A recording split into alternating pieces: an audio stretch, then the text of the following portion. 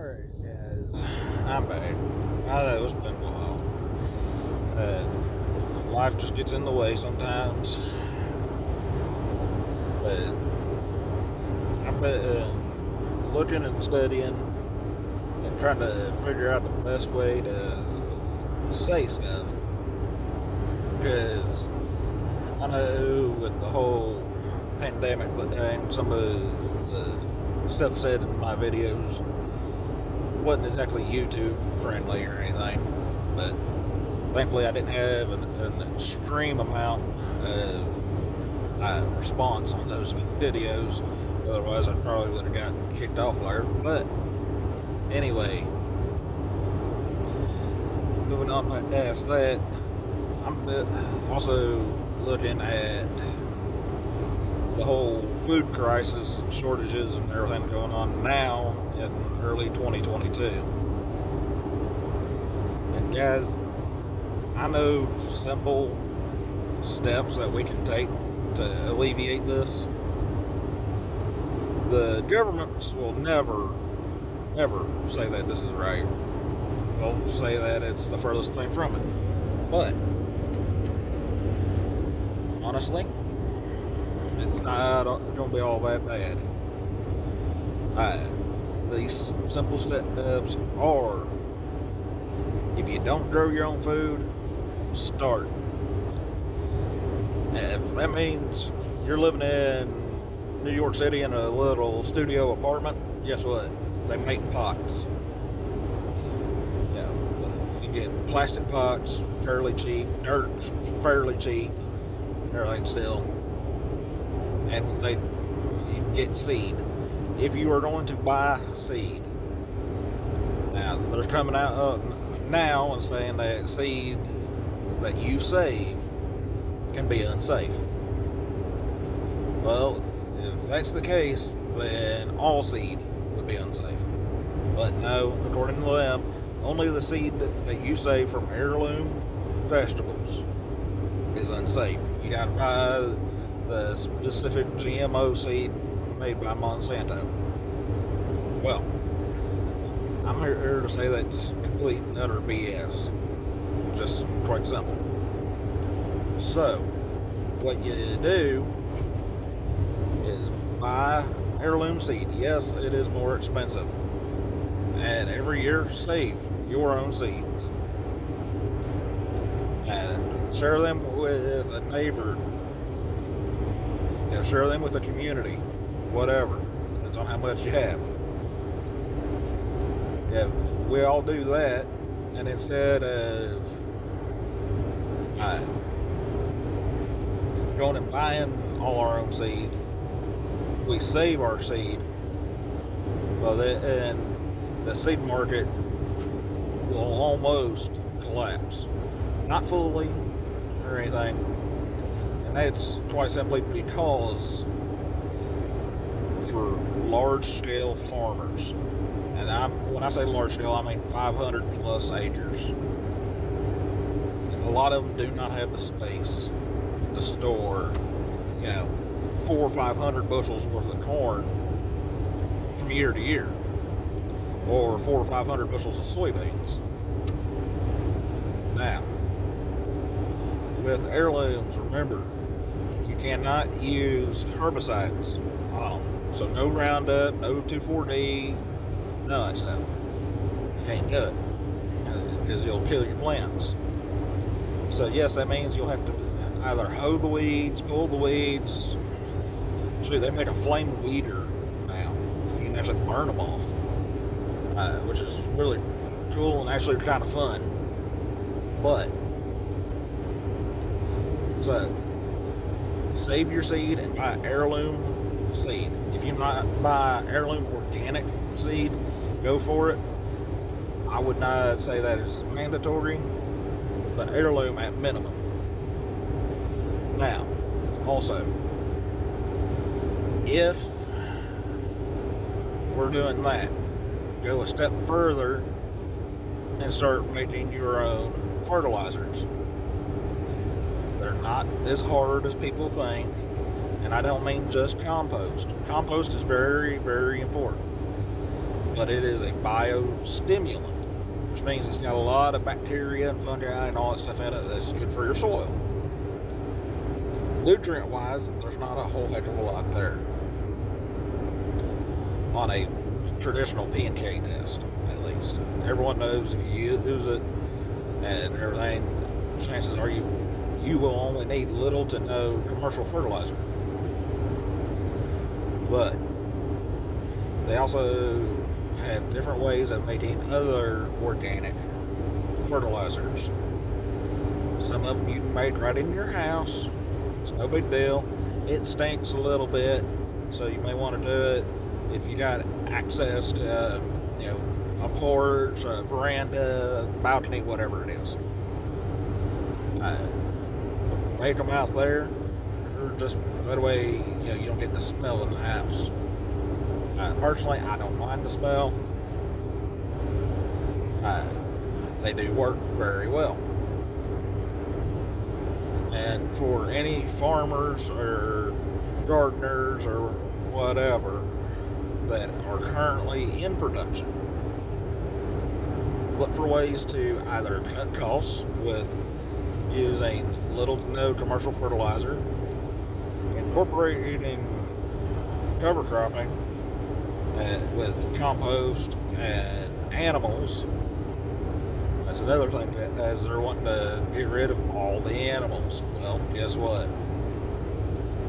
If you add animals to a farm and you rotate them in a mob stock kind of situation across your cropland, when you have a large amount of cover crop biomass on that land, your soil will increase in nutrient capacity, water infiltration, and nutrient density faster than without them.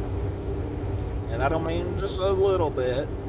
I mean, when it comes to organic matter, without them, you can see stuff as insane as almost 1 full point of organic matter increase per year. With them, I would venture to say it'd be closer to 1.5 to 2 points per year if you have the soil and the amount of biomass required to do so. If you don't, you won't see that large of an increase, but you will see an increase. And it may take 3, 4, 5 years before you start getting the full effect. Now, they also say that no-till is the only way to go. And I agree, in certain situations, that is ideal. But if you look historically, where I live here in Kentucky, we had very large herds of buffalo that used to roam, along with deer and elk. Well, guys, they would go through and completely devastate the grass. And they would do that twice a year. And whenever I say devastate, I mean throwing clods of dirt, looked like someone went through and plowed it and dissed it. And every sprig of grass was gone. That was how they would do it. They would go through twice a year, in extremely high numbers, and do that, which is normal. Now, that being said, do I think you need to moldboard plow and disc and everything every single year? No. But if you do have a more clay-based soil, the more root mass you have, the better, to an extent.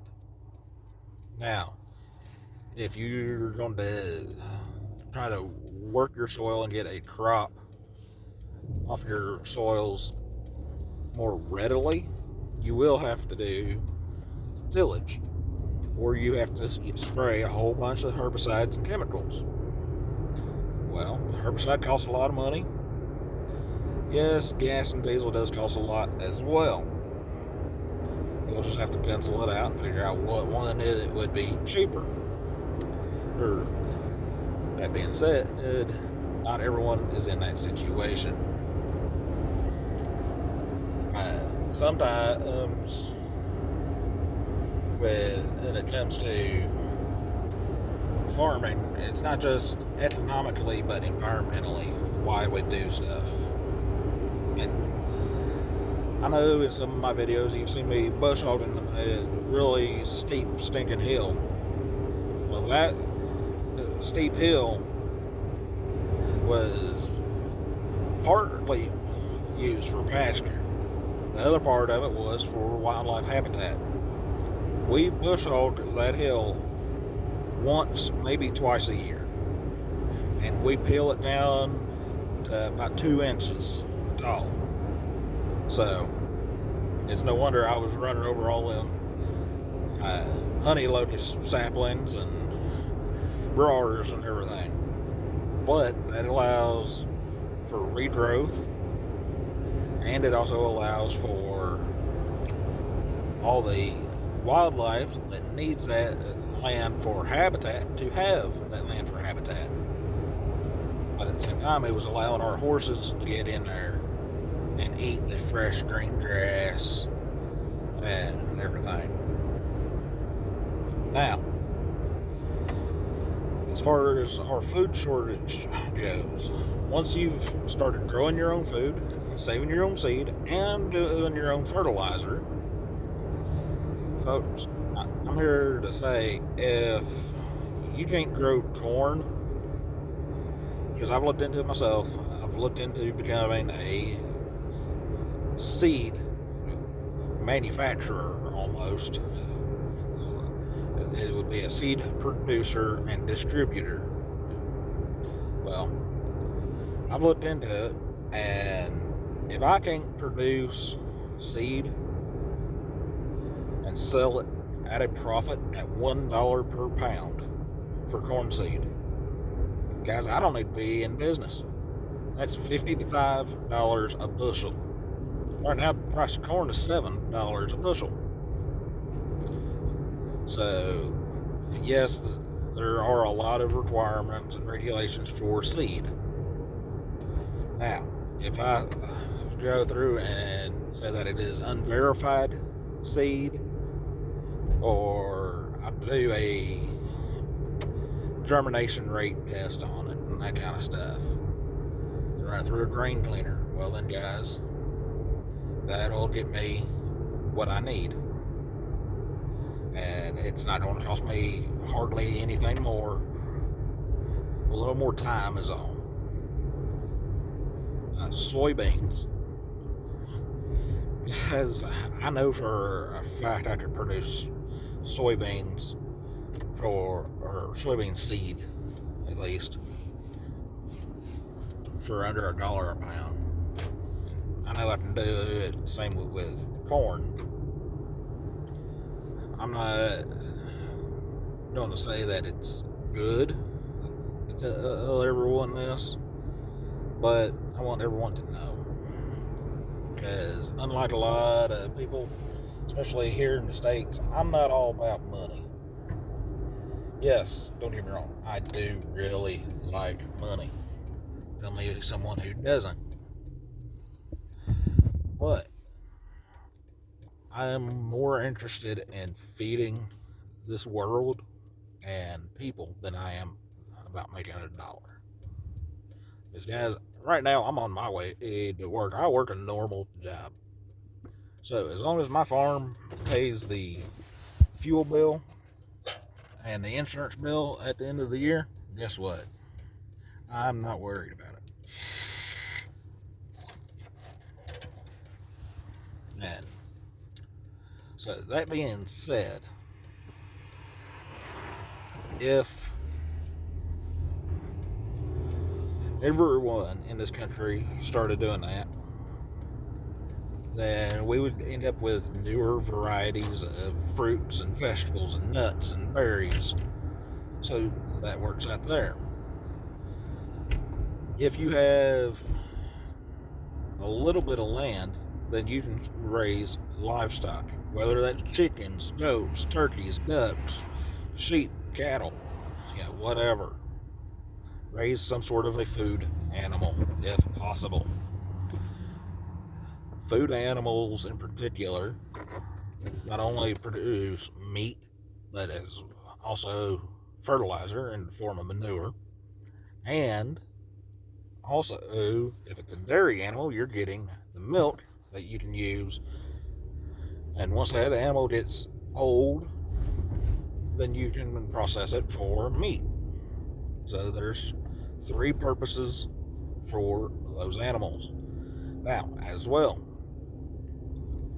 rabbits are an important one as well, because some people might be able to raise rabbits where they can't raise chickens. Now, rabbits are meat and fur. Fur is really good for clothing if you want to stay warm. But if for some reason you don't want to stay warm, then you don't have to keep the fur. But you can also sell it. There's always a way to make money doing this stuff, and it may not be a lot of money, but then again, if you've already gotten your meat, that was what you was raising that animal for anyway. It's just extra. So what I would say, that would just be the gravy on top. So guys, that's the important thing. If you can do this and feed your family while making a little bit of money on it, like I said, it doesn't have to be a lot of money. I mean, if I want to get to where I can farm full time and not have to work a normal job, that's my goal. Well, guys, right now I can't do that, but this year I plan on being able to feed my family for the vast majority of everything we need. Now, are there some things that I cannot produce right now that we eat? Yes. And that's quite simply because I don't have the knowledge or the time to do it. Now, that being said, if you get your whole family involved, which I am slowly in the process of doing, and I don't mean just me and my wife, I mean also my grandmother, my dad, my aunts and uncles, and everyone. If we all get in and start producing all our own food, for as much as we can, what someone doesn't know, the other might. And that's how we're building our community. Now, we do have a pretty strong family mentality, which helps. And guys, big thing also, talk to your local vegetable producers, growers associations, whatever you have. I don't know all the terminology for them. But if you do that, guys, then, and only then, will you start gaining the knowledge. And guys, above all else, the knowledge is what you need. Because if you know how to grow fruits and vegetables and stuff and raise livestock, you can do it anywhere in the world. You may have to get creative with some of it. Because I don't know about y'all, but I think it would be a little hard to raise, sweet corn and tomatoes in the Sahara Desert. I don't know, but I would assume it would be. But is it doable? Yes, it is completely doable. And if you don't know, can't find out from someone else about something, then go through it the old-fashioned way and trial and error. Try everything you can think of, anything anyone else can think of to make it work.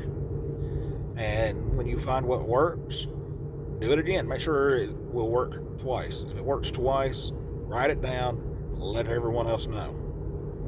That way we gain more knowledge and no one else has to go through the same trial and error and waste. It could be 5 years, it could be 30 years.